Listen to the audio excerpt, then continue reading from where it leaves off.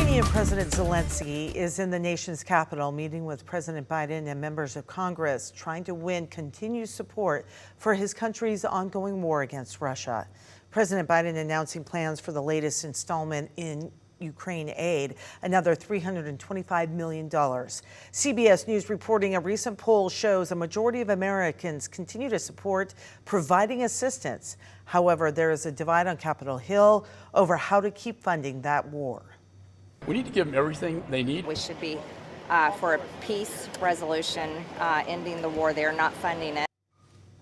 There are growing concerns in the U.S. and Europe over how the aid is being used. Zelensky fired his defense minister and 6 other deputies this month amid accusations of corruption.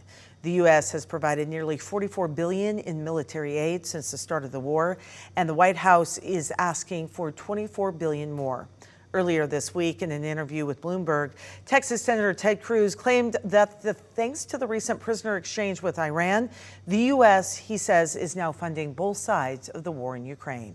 Right now, Joe Biden is asking for $24 billion to go to Ukraine to fight the war, but simultaneously, they're announcing that they sent $16 billion to Iran. Iran is using that money to make drones, and those drones are going to Russia, and the Russians are using them to kill Ukrainians.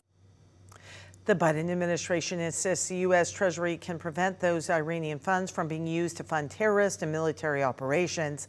Last year, the Pentagon confirmed that Iranian soldiers are on the ground in Ukraine, training Russian forces on using those deadly drones. U.S. Senator Patty Murray was part of the group of senators that met with President Zelensky. She released a statement in part saying, quote, "It is so important that Congress continues our strong and bipartisan support for Ukraine so they have the resources and weapons they need to defend themselves against Putin's invasion."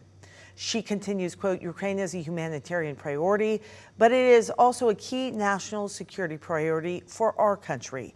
And it is important that the American people and members of Congress understand that."